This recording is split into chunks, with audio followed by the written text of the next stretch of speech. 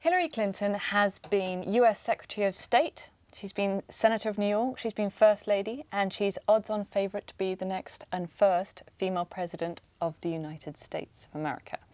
Her new memoir, Hard Choices, gives us a tantalising insight into her 4 years as America's premier diplomat, but Guardian readers, viewers and contributors just wanted to know more. So, Secretary Clinton, thank you so much for answering some of our questions. Thank you so much for having me, Phoebe. Okay. First up is a question from comedian Sarah Silverman. Okay. I heard that when Bill was president, you guys went on a trip to your hometown and you stopped at a gas station, and the gas station attendant was a guy that you'd once dated. And as you drove away, Bill was like, I wonder what your life would have been like if you stayed with him. And you were like, oh, he'd be president. So tell me that's a true story. Oh, I hate to disappoint Sarah, who's very funny, but it's not a true story. Oh, no. But it's a great story, and it's one that I've heard before in different settings. So I want to urge all the viewers to use it, because it actually applies in a lot of different situations. Okay, well, sorry, Sarah, but she's got a second question for you. What's your plan when you are president with this women's rights stuff? What men would ever put up with making laws about what they can and can't do with their bodies? Okay, so just to explain to those of us who may not be following this issue as carefully, last week the US Supreme Court ruled that some companies can use their religious beliefs as an exemption from paying for contraception for their employees, as is mandated under the Affordable Health Care Act. This follows a raft of quite radical personhood bills that would seek to criminalise abortion and some forms of contraception. Mm-hmm. Now, Secretary Clinton, you've been campaigning for women's rights for more than 20 years. Mm-hmm. What do you plan to do about these threats, this rollback on the right of American women to choose? Well, I think it's outrageous. And the Supreme Court decision was so deeply disturbing because it was the first time that any decision was made which said basically that an employer's religious beliefs could affect the health care available to women who were in the employment of that employer. Mm-hmm. Absolutely a terrible decision that has so many implications, even beyond the core issues of women's rights. So we're going to have to keep our fight up, which is what we've had to do for so many years in the United States. I'm pro-choice because I think that's the best position. If someone chooses to have an abortion or chooses not to have an abortion, that is such a highly personal decision that woman should make based on her own faith beliefs, her own personal situation, her medical condition. The fight is not over in the United States, and we're going to have to keep standing up for women's rights and particularly reproductive health rights. Next we have a question from Conservative MP Rory Stewart. In many areas of the world, it seems the lack of a strong government or a legal system is creating areas where terrorists are thriving. We've struggled for more than a decade to deal with that threat. Do you have a new theory on how we can address that threat? Well, first I want to thank Rory Stewart for his excellent works in both Afghanistan and Iraq. A lot of people paid a great deal of attention to what he had to write. I think he's hit on the most difficult issue we face because the United States, the UK, Europe, other countries cannot impose democracy. We have certainly learned that lesson. But what we have to do a better job is conveying the values that should be the birthright of every human being. These are universal values of freedom and opportunity, of equality. And democracy is the best way to deliver on those values. So we have to stand up for people who are exercising their human rights. There are other ways of doing it besides military action. Sometimes military action is necessary, but not always. We could do more to help support political parties that are truly democratic. We could do more to help support institutions like labor unions and others that play key roles in democracies. And we could do more to get information into societies about how they can help organize themselves. So I think we've learned a lot of hard lessons the last 10, 12 years. That we need to be applying going forward. Okay, but when you came to the State Department, you came committed to aggressively going after al-Qaeda. Now, yes. In Iraq, we have ISIS, an al-Qaeda offshoot, declaring a caliphate. Right. Specifically about Iraq, What would you do there? Well, I think it's important to note that we did degrade Al-Qaeda, core Al-Qaeda, in Afghanistan and Pakistan. And I said from the very beginning that the philosophy, the ideology underlying this Islamist extremism is one that was going to find fertile ground in other places. So in Iraq specifically, much of the problem is because the Sunni Iraqis have made common cause with the extremists named ISIS because they were not included in the government of Nouri al-Maliki the way they should have been. Maliki really moved far from what he had told us and others, including Iraqis, he would do as prime minister. And he, in fact, purged the government, he purged the military forces. So a lot of the Sunnis are saying, well, we're going to combine with ISIS to try to put pressure on Maliki, and then we'll take care of ISIS. The problem with that idea is that the last time they tried to do that, the United States military helped them do that because they didn't have the resources to be able to take on Al-Qaeda in Iraq. We joined together. We got rid of Al-Qaeda in Iraq. Now the government in Iraq and the military in Iraq needs to integrate the Sunnis to take on this threat from ISIS. And how would you help that? What would you do to Well, we are helped. The President Obama has sent several hundred technical advisors and surveillance experts. We're providing intelligence. We are working with the people that we had worked with before to try to help them, frankly, organize better to be able to take on this threat. But it is, at bottom, it is an Iraqi problem. They had a very reasonable chance to build a unified Iraq.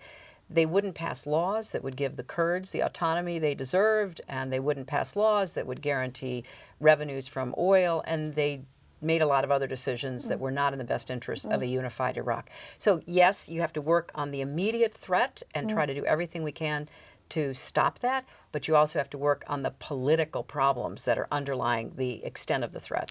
And yet these are extremists who pose threat to the rest of the world as well. I mean, 2 years ago we discovered that the British government was offered a proposal to train 100,000 moderate Syrian rebels.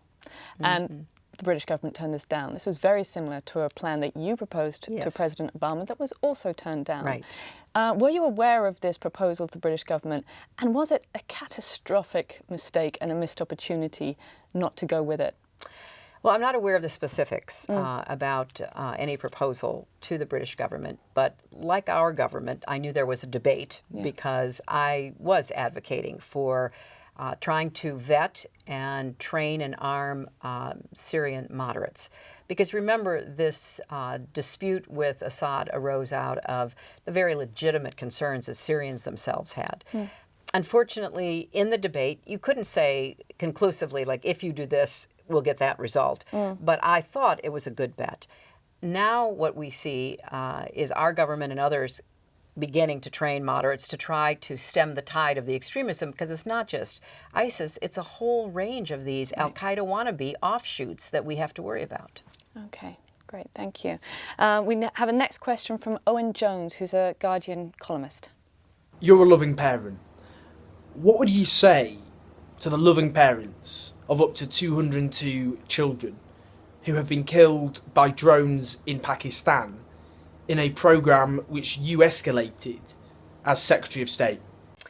Well, I would argue with the premise because clearly the efforts that were made by the United States in cooperation with our allies in Afghanistan and certainly with the Afghan government to prevent the threat that was in Pakistan from crossing the border, killing Afghans, killing Americans, Brits, and others, was aimed at targets that had been identified and were considered to be threats.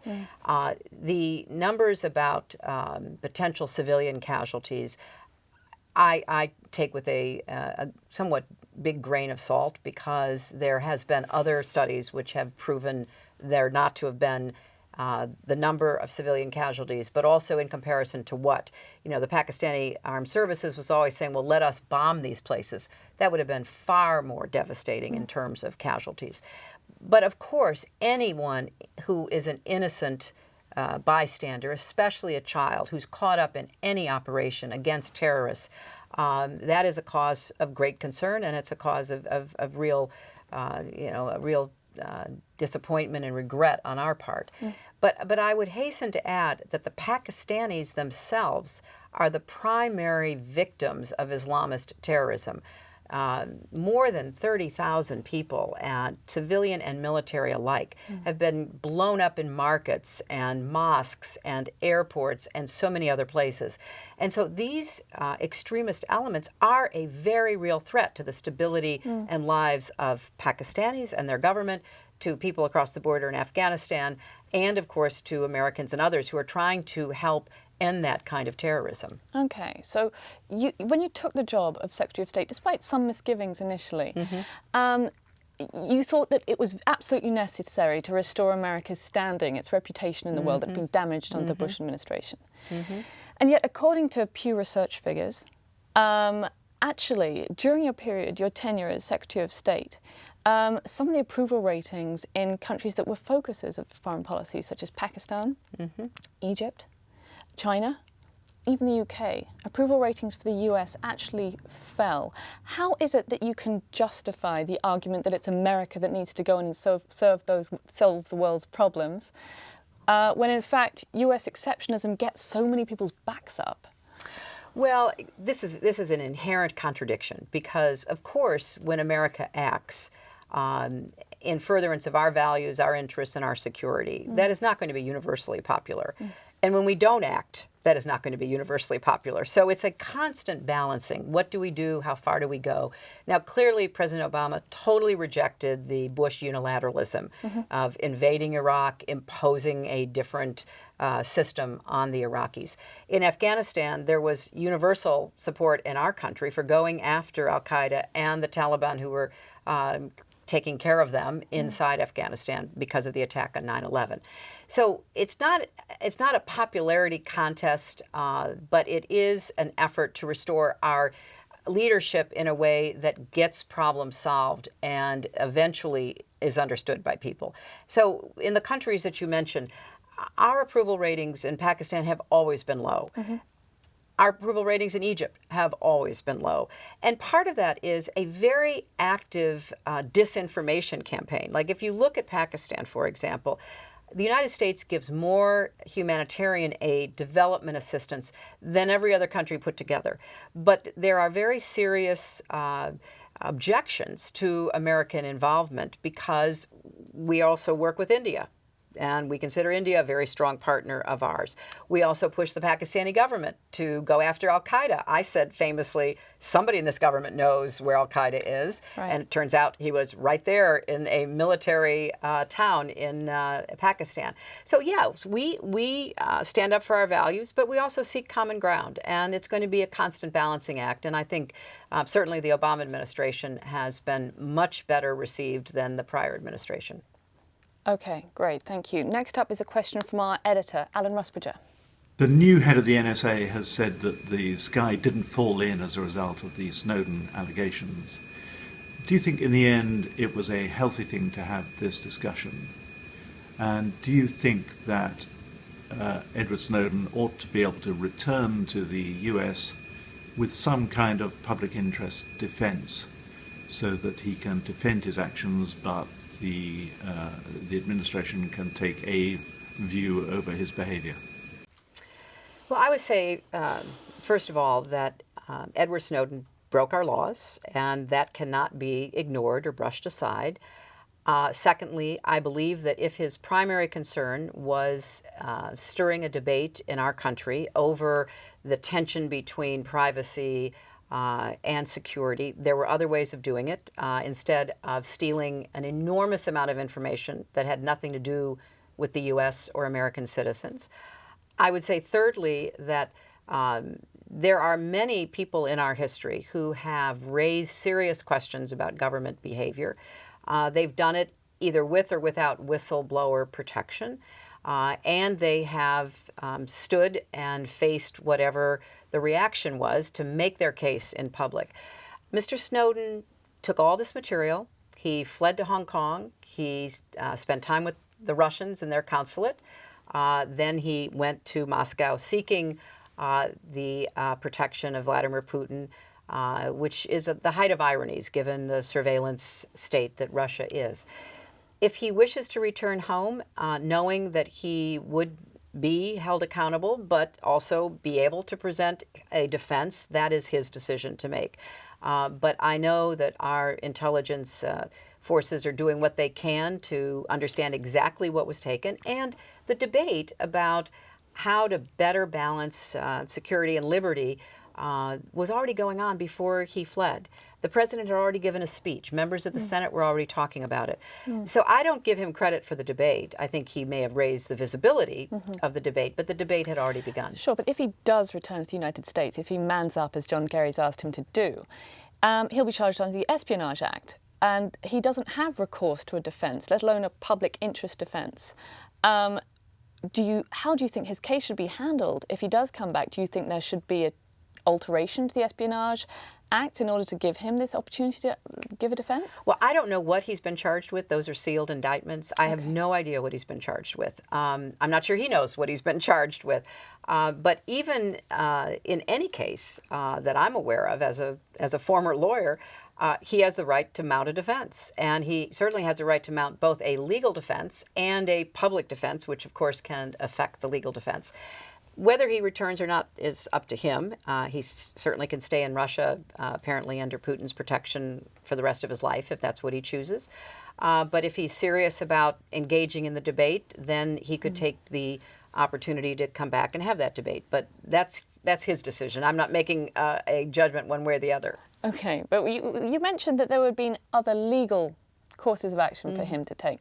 Now, in terms of the NSA, we're aware of at least a handful of other NSA analysts, Bill Binney among them, who did try to take the legal courses for several years and express their concerns about the extent of NSA surveillance. They ended up with their homes ransacked by the FBI, charges of indictment against them, and their careers are essentially left in tatters. Can you understand then, with those precedents, why Snowden felt his only recourse was to go to the media? No, I really don't. I have to just tell you my opinion. I don't. I think there were certainly members of the Senate that were already raising issues. And we do have a history of people going, not to the media, going to members of Congress, where in effect they are given a certain protective shield because they are working with elected representatives of our country. But the other issue that has never been satisfactorily answered to me is if his main concern was what was happening inside the United States, then why did he take so much about what was happening with Russia, with China, with Iran, with Al-Qaeda? That's the part that most objective observers who might very well say, you know, he may have helped the debate on what our laws should be and how we should be thinking about this. But then what was he doing downloading all the rest of this stuff that could only help Chinese surveillance, Russian surveillance, Al-Qaeda, and their methods and communication? That's never been answered, and I don't know the answer to that. I mean, but what it did reveal was the huge extent of American surveillance globally. I mean, you've described the US as leaders in internet freedom. You've criticised China for attempting to hack into Google, even the Russians as well, having to leave your mobile phone on a plane because of their aggressive intelligence. Right. And yet it's the US, more than anyone else, that's invested, what is it, 75 billion in the private companies that are helping the NSA in this global spying network. Right. I mean, why is it that it's one rule for America, another for the rest of the world? Well, as an American, because I honestly believe that our acquisition of information saves lives and protects not just the United States, but our friends and our allies. Right now, you know very well, here in the UK, we have a serious, credible threat about terrorists getting on airplanes, going to the United States, intending to blow them up. That didn't happen by accident, that this is a credible threat. I mean, I think it would be shocking to most people if the United States stopped gathering information and we basically said, okay, everybody, you're on your own. We can't tell our allies in Asia what's happening. We can't share information with our allies in Europe. We're going to stop. Well, that's just not the way the real world works. And we do have to have more restraints. And as I say, that debate is going on. And I think we're making some good changes at home. But when it comes to the information competition that exists between the West and the rest, I think it would be an abdication of responsibility not to be gathering information that we can use to protect ourselves and, as I say, our friends and allies. Okay, thank you for that. We have one question from Arianna Huffington, who's the editor-in-chief of I know Huffington Arianna. Post. After you left the Obama administration, you told the New York Times that your first order of business was to get untired. Did you get untired? And if so, how did you do it?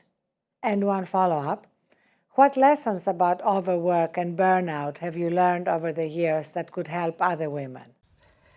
Well, I appreciate Arianna's question because she's just written a really good book called Thrive, in which she recounts her experience and others. Because we all live these 24/7 lives. We're working so hard. It's an intense, stressful environment that we put ourselves in. Nobody says you must go and operate at this high level, but we choose to do so. I knew that I had to get off the airplane as Secretary of State, that I had been truly on the high wire of politics and diplomacy for more than 20 years. And it was time to just let down. And that's exactly what I've done. I've had the most enjoyable and restful time by my standards. I wouldn't recommend it for others, but just by mine. We live in a little renovated farmhouse north of New York City. We have 3 dogs. We go for long walks. In the summertime, we have a fabulous garden. And it's just been wonderful being able to breathe deeply, take yoga, learn to breathe better and all of that. So I thought Arianna's admonition, really, that other women in particular, because that's who her book is aimed at, need to just find more time to let down, to relax, to take time for yourself. And I fully endorse that. Okay, now, obviously, you're not going to tell us whether you're going to run for president or not. But you've admitted that it's going to be a 24/7, absolutely energy-draining exercise if you do. Right. Can you tell us at least, what do Bill and Chelsea say about the idea of that? You're about to be a grandmother. What do they say about it? Phoebe, they both say the same thing, that it's really such a personal decision, and they know better than most how personal it is, because you have to reach deep down inside to decide whether or not you want to do it and are ready to suit up and do it again. So they've said whatever you decide, they will support. And part of why I haven't made up my mind is because I want to really feel my way toward the decision. This is not an intellectual decision. I mean, I know what I believe about what we need to do about the economy to help Americans get back on their feet, what we need to do to fix our political system. I understand what I think has to be done. But it's not just having a vision of where you would go, but can you lead us there? What is required? And I just have to feel my way to that. And as you say, I'm going to be a grandmother. I want to be fully focused on that experience because first-time grandmother. I'm really looking forward to it. So I'm not in any hurry. And that's one of the problems with American politics. It goes on forever. And here we are talking about something 2.5 years away. We actually have an election in November, which I want people to pay attention to. So I'm just going to bide my time. Okay. Well, listen, we've had so many questions that we've wanted to ask you, and we've run out of time. So I was wondering if we can just finish with a really quick fire round. Sure. So we're just looking for one-sentence answers I'll maximum. try. You ready? Yes. Okay, great. Filmmaker Richard Curtis wants to know, what do you think is the best American comedy of all time? Oh, my God. Oh, my brain. I'm freezing up. There's so many that I've laughed at for so long. The one you saw most recently, what was your favourite recent comedy? Favorite recent comedy? Well, I keep going back to Mel Brooks, who I watch anything with Mel Brooks. So, Carl Reiner. I mean, let me just say that Brooks and Reiner have made me laugh for many years. Great. Okay, what's the trait you most deplore in yourself? Oh, let me see. Probably, I have a long list. Let me check through it. Probably my lack of willpower about getting in shape. I mean, I've got great willpower about everything else, and I know I need to do more cardio and all the rest of that. So that's probably what I deplore the most. Okay, great. Who is your hero? Nelson Mandela. Who would play you in a film of your life? Well, if I had a choice, it would be Meryl Streep, of course. If you do become president, will you shut Guantanamo? Yes, I wanted to shut it as Secretary of State. Great. What's the last thing you cooked? Scrambled eggs. Great. Final one, tell us a joke. Oh my God! Well, the joke that Sarah told, I would repeat. I'm not a very good joke teller. I love jokes and I laugh a lot at jokes, but I always mess them up. So I will try to preserve my reputation as being, somewhat humorless and jokeless by not trying to tell one. So Clinton, it's been so fantastic to talk to you. Thank you so much for your time, and best of luck with whatever it is, the choice that you make. Thank you.